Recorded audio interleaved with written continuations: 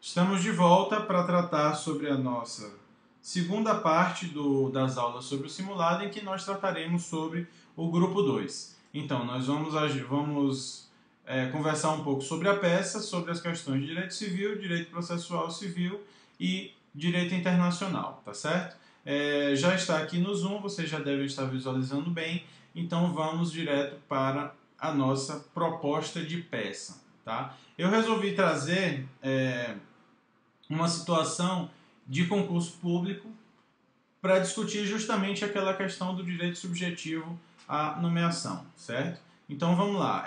Algumas informações eram muito importantes que vocês interpretassem para poder fazer a resposta de forma correta. A primeira questão diz respeito ao número de vagas previsto no concurso, certo? Eu trouxe a informação aqui de que o edital previa expressamente a existência de 100 vagas para o concurso, tá certo? Então, essa informação dizia respeito justamente à necessidade de afastar a jurisprudência do STJ, que trouxe aquela questão da cláusula aberta, ou seja, daquela que dizia que o número de vagas surgidas ou criadas durante a validade do certame seriam consideradas para efeito de nomeação, tá? Essa foi a jurisprudência do STJ, então eu procurei amarrar a cláusula do edital à existência de 100 vagas para que vocês pudessem afastar essa interpretação, certo?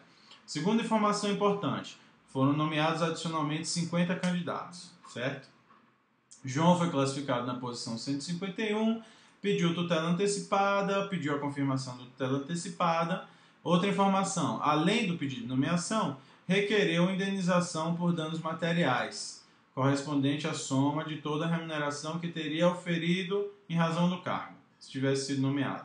A união foi citada em 4 de abril. Aqui houve um equívoco da minha parte, eu tinha colocado intimada, mas levei a informação a vocês por e-mail que era citada, tendo sido o mandado juntado aos autos no dia 10. Na condição de advogado da União, redige a peça judicial cabível, beleza? Então, gente, aqui é muito simples, é uma contestação em que vocês devem afastar todos os pedidos trazidos pela parte ou pelo autor, candidato no concurso, e devem trazer preliminares e as formalidades. As formalidades eu vou deixar para o espelho, que eu vou encaminhar para vocês, espero encaminhar ainda hoje, né? Eu estou gravando essa aula hoje, é terça-feira, então ainda hoje eu pretendo encaminhar esse espelho para vocês. Então, as questões formais lá estarão. A gente vai tratar aqui mais das questões que eu considero tormentosas e que eu vi muitos equívocos nas respostas encaminhadas para mim, tá certo? Então vamos lá. Com relação inicialmente à questão da existência ou não de direito subjetivo, eu remeto vocês à aula de parecer, em que eu trouxe vários temas importantes sobre o concurso, e um deles era essa questão do direito subjetivo. Vocês vão encontrar lá, nas partes 3, 4 e 5, detalhes a respeito dessa questão do direito subjetivo à nomeação, beleza? Então eu remeto vocês a essa aula e aí a gente já passa adiante nas questões mais tormentosas relativas a essa contestação, beleza? Então vamos lá. O primeiro ponto é assim, muitas pessoas entenderam que o direito subjetivo à nomeação do candidato ele estaria prescrito e contaram como marco inicial a publicação do concurso, do edital do concurso, certo? Não é isso, tá? Não é isso. Eu trouxe 2 acórdãos que elucidam em grande parte essa questão.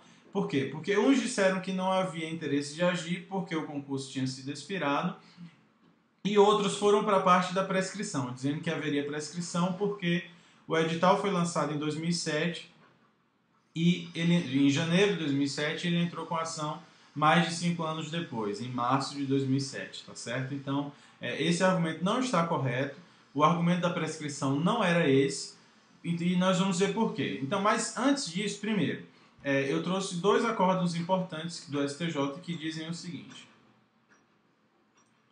Aqui, ó. Mandado de segurança. Impetração quando já expirado o prazo de validade do concurso público. Interesse de agir. Configurado. Aprovação dentro do número de vagas do edital, direito líquido certo, precedentes, tá? Então, esse argumento da ausência de interesse de agir, que alguns trouxeram, simplesmente pela expiração do prazo do concurso, ele não encontra respaldo na jurisprudência, tá bom? Então, tá aqui, ó, mais uma passagem do acórdão que diz: não se reveste de falta de interesse a ação intentada quando já expirado o prazo de validade do concurso, caso o debate não alcance os atos da administração concernentes à realização do certame, mas aqueles que envolvem a nomeação de candidatos classificados, certo? Então, o detalhe é esse: o fato de o concurso estar expirado não gera necessariamente a ausência de interesse de agir, certo? Então, esse é o primeiro ponto.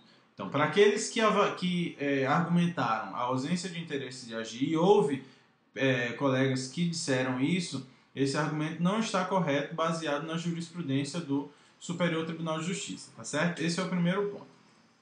O segundo ponto é o seguinte: é um outro acórdão que dizia, a jurisprudência tradicionalmente dizia o seguinte, que o prazo para impetração do mandado de segurança, ele corria da publicação do edital, certo? Então, se alguma cláusula do edital prejudicasse o candidato mais à frente, se contaria o prazo dos 120 dias do mandado de segurança lá atrás, ou seja, da publicação do edital. Esse é uma outra jurisprudência que foi alterada, tá certo? Alterada.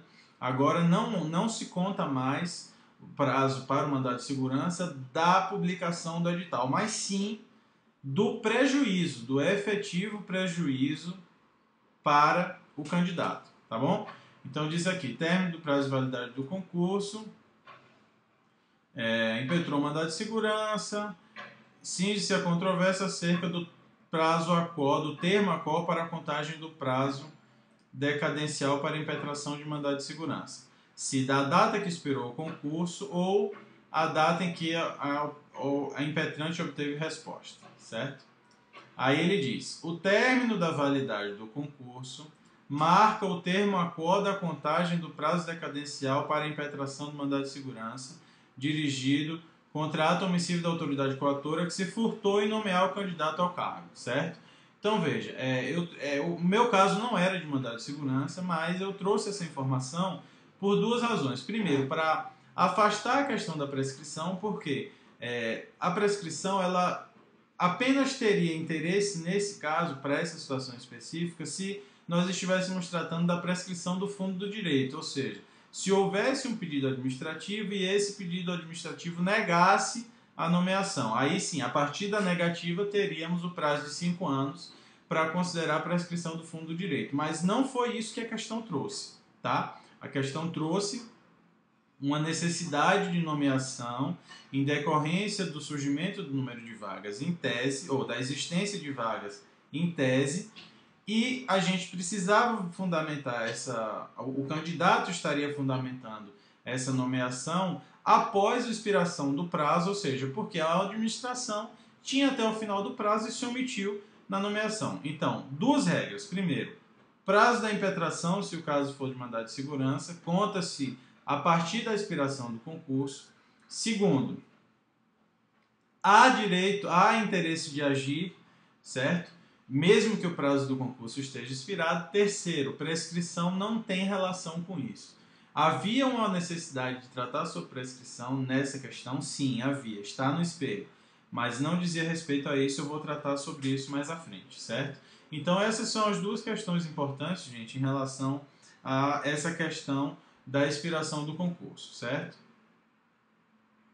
Aqui eu trago a questão da prescrição. A arguição da prescrição tinha apenas o sentido de observância do prazo de 5 anos, caso o judiciário entendesse que o autor teria direito aos retroativos. Não tem relação com a data da publicação do edital. Então, uma vez estabelecido o direito eventual do candidato a receber essas remunerações pelo fato de não ter sido nomeado, é necessária a alegação de prescrição em preliminar para que se afaste o pagamento dos 5 anos, de mais de 5 anos em relação a esses retroativos, certo? Então, a questão houve condenação, aí isso volta para a data da citação da União, e aí você conta 5 anos para trás. O que passa de 5 anos, ele não tem direito a receber. Então, o objetivo da arguição de prescrição era esse.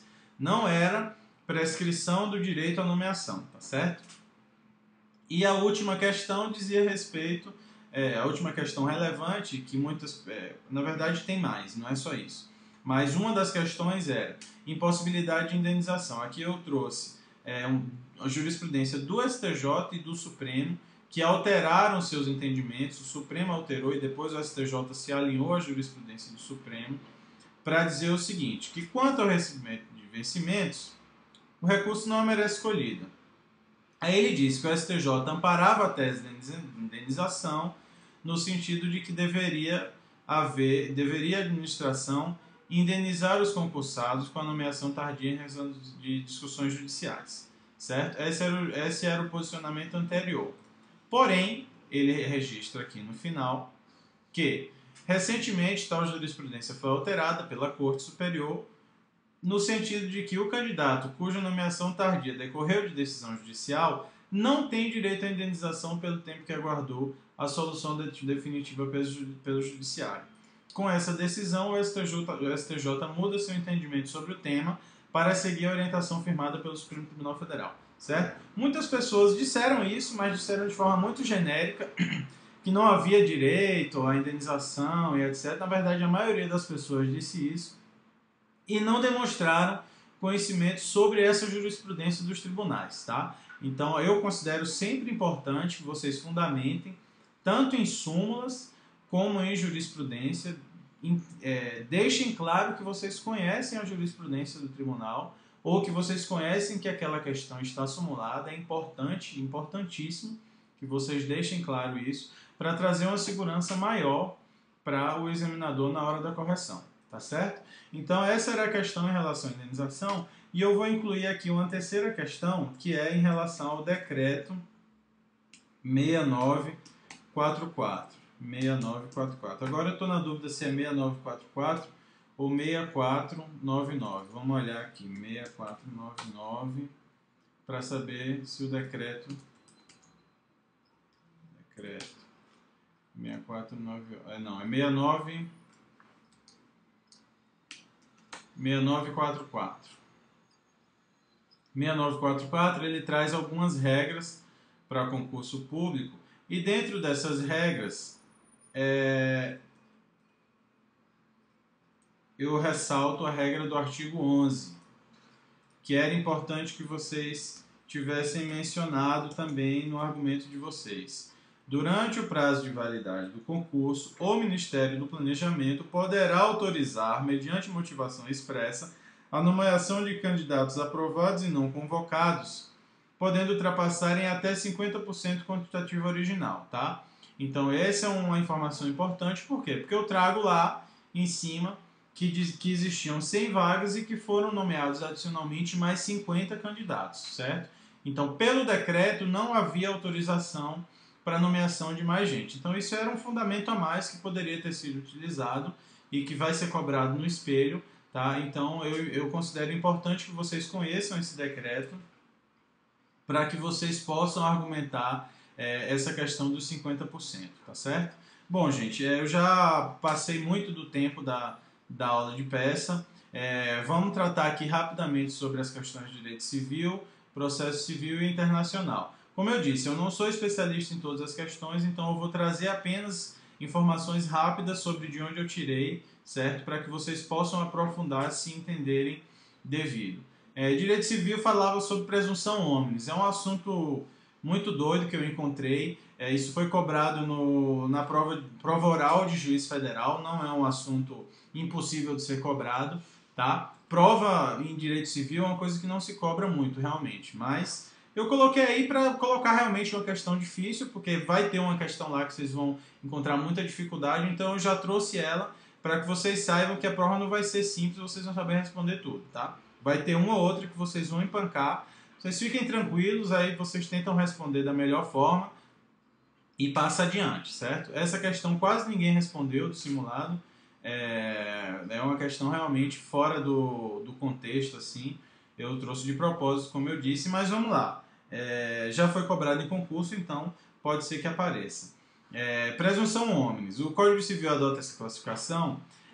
Eu coloquei aqui sim, mas não expressamente. É melhor especificar isso, não expressamente. Ele não traz uma classificação de dizer assim, o que é presunção omnes. Isso não existe. Mas existe previsão sobre a presunção omnes no Código Civil, certo? E qual é o seu conceito? O conceito de presunção omnes é aquela presunção que decorre das regras de experiência do homem médio, é uma presunção extralegal. Alguma restrição à sua aplicabilidade? Sim, somente se aplica quando for admitida a prova testemunhal. Está aqui, eu coloquei questão cobrada em prova de juiz federal e ela está prevista no artigo 230 do Código Civil.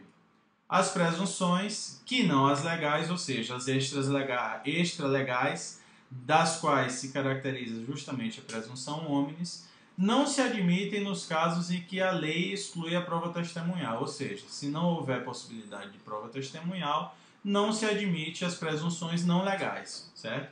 Então aí eu trouxe aqui só uma divisão. Presunção legal é presunção juris tantum, que admite prova em contrário, ou seja, aquelas presunções relativas, e a presunção iuris et de iure, que não admite prova em contrário. São as presunções absolutas. Lá embaixo, presunções extralegais, é a presunção omnes, regra de experiência, apenas são admitidas, conforme o artigo 30 do Código Civil, quando for admitida a prova testemunhal. Tá? Então, rapidamente, esse é o fundamento central da questão da presunção omnes. Vocês podem aprofundar o conhecimento, digitem no Google, mas cuidado, muita gente copiou e colou, eu percebi isso, vocês acham que a gente não percebe na correção, mas eu percebi gente copiando e colando o que estava no Wikipedia. O Wikipedia trouxe uma informação importante, mas muito cuidado com a pesquisa de vocês, tá? Às vezes tem coisa no Wikipedia que, bom, enfim, tem que ter cuidado. Bom, processo civil, artigo 741, relativização da coisa julgada. É uma questão importantíssima, muito cara para a Fazenda Pública, essa questão da relativização da coisa julgada lá na execução. Muito cara mesmo, a gente tem vários problemas em relação a isso, que a gente argue coisa julgada na execução, na prática, então por isso eu trouxe essa questão. Isso ainda não está definitivamente decidido e eu trouxe aqui duas informações importantes que eu vou remeter à leitura porque a gente não vai conseguir fazer a leitura no nosso tempo. O primeiro é a repercussão geral. Isso está em repercussão geral no Supremo Tribunal Federal, ainda não há decisão definitiva. Ninguém trouxe essa informação nas respostas, ninguém mesmo. Tá? Eu achava importante que trouxesse, mas ninguém trouxe. A questão está em discussão se é constitucional ou inconstitucional a relativização da coisa julgada no âmbito da execução. Tá? E a segunda informação que eu trouxe é de decisões monocráticas que têm sido proferidas pelo ministro Celso de Mello, julgando inconstitucional o parágrafo único do artigo 741. Tá? Ele dá prevalência à segurança jurídica, à coisa julgada, em relação à relativização da coisa julgada, certo? Então, duas informações importantes aqui. Primeiro, repercussão geral, fiquem atentos a essa repercussão geral. Segundo, decisões monocráticas do ministro Celso de Mello, dando conta da inconstitucionalidade desse dispositivo do Código de Processo Civil, certo? Quem tiver interesse no inteiro teor, me encaminhe por e-mail. Eu não consegui localizar o número do processo em que foram proferidas essas decisões monocráticas, mas quem quiser me manda e-mail que eu encaminho a decisão completa, certo? E com relação ao marco temporal, o STJ aplicou uma nova súmula, súmula 487, que diz que o parágrafo único do 741 do CPC não se aplica às sentenças transitadas em julgado em data anterior à sua vigência, certo? Essa é uma questão importantíssima também, é muito cara a advocacia pública, porque a gente entende que alterações de regras processuais devem ser aplicadas imediatamente, isso é a regra das questões processuais, mas o STJ entendeu prestigiar a questão da segurança jurídica e disse que a regra só se aplicaria para aquelas sentenças transitadas em julgadas após a sua vigência. Então, o que transitou em julgado antes não entra nessa noção, certo? Então, já está com o tempo estourado, a gente já está em quantos minutos? Em 20 minutos. Eu vou concluir rapidamente direito internacional. A respeito da Convenção da Haia sobre o sequestro internacional de menores, essa é uma questão muito cara à advocacia pública, porque a União atua nisso, a PGU atua nisso através do seu departamento internacional. E aí eu trouxe aqui para vocês, se vocês tiverem interesse, para que vocês pesquisem nesse link da AGU. Isso é um link do Departamento Internacional da AGU, que tem diversas informações sobre a atuação da AGU em direito internacional, certo? Então vocês podem localizar aqui, ó, eu abri aqui para vocês, conheçam o DPI. Tem várias informações aqui. Cartilha de combate à subtração de menores, jurisprudência sobre sequestro de menores, dúvidas frequentes. Então aqui tem várias informações a respeito disso. E eu trouxe apenas rapidamente a Convenção da Haia, que foi internalizada pelo Decreto 3413 de 2000, e no seu artigo 3º ele traz as informações importantes a respeito de quando se considera ilícita a retenção ou transferência de menores, certo? Está aqui. A autoridade central no Brasil para tratar sobre isso é a Secretaria de Direitos Humanos da Presidência da República, beleza? E com relação à competência, artigo 109 da Constituição Federal, inciso 1, União em juízo. Por quê? Porque essas questões são ajuizadas pela União através do Departamento Internacional da PGU. E segundo, inciso 3, causas fundadas em tratado internacional, certo? Então esses são os fundamentos da questão de direito internacional. Como eu disse, eu não sou especialista nisso, não vou trazer detalhes a respeito disso. Qualquer dúvida vocês podem me encaminhar, a gente pode tentar conversar, mas o objetivo principal era trazer o fundamento da questão, certo? Vocês vão encontrar nesse artigo 3º e no decreto 3413 de 2000. Levem esse decreto para a prova, é um decreto importante, pode ser que seja cobrado, tá? Então, eu vou finalizar, a gente já passou em muito dos 15 minutos, estamos terminando em 22, então está encerrada essa segunda fase. Na próxima nós voltaremos com a terceira etapa da nossa aula, beleza? Valeu, um abraço.